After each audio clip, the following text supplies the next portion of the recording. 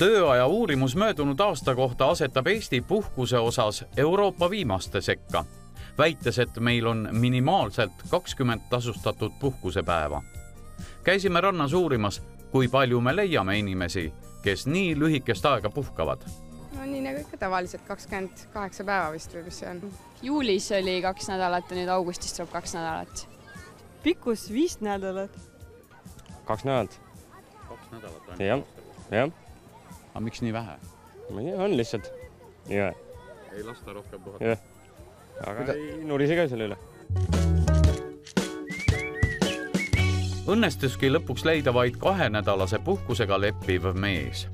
Aga see on pigem erand. Mis on siis selle eksituse taga? Lisaks minimaalsele 20 puhkusepäevale on Eesti keskmiseks puhkuse pikkuseks antud 24 päeva. Ometigi on seaduses kirjutatud, et puhkus on 28 kalendripäeva. Kuidas seda siis üleüldse mõista? Tuleb välja, et asi on vaid mõõtmises.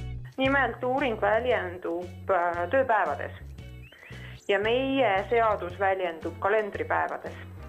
Ja 20 tööpäeva ongi 5 nädalat, mis kalendripäevades on 28 kalendripäeva.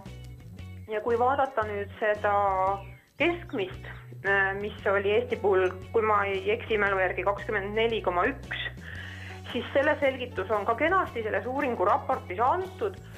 Nimelt siis on erinevate ametiühingute, Eesti Ametiühingute Keskliidu ja TALO hinnangul kollektiivlepingutega lisaks kokku lepitud 3–5 päevaseid tasustatud puhkusi.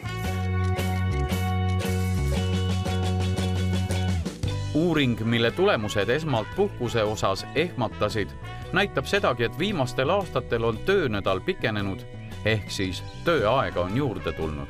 Kui majandus tõuseb, siis me oleme ju kõik ka kuulnud sellest, et praegu tööandjad on üsna ettevaatlikud uute värbamistega ja pigem siis juba värvatud, juba olemasoleva tööjõuga püütakse siis kohaneda selle majandustõusuga, mis tekkinud on. Ja inimeste tööpäevad siis saavad kas endisesse pikkusesse tagasi, ehk on ära kadunud kõik need igasugused tasustamata puhkused, mis vahepeal olid. Muuseas, aasta kohta tuli möödunud aastal Eestis 8 töötundi juurde ja keskmiselt töötas igaüks 1848 tundi. Eestlastest kõvemad töörügajad on aga Hollandis, Slovakkias ja Rumeenias.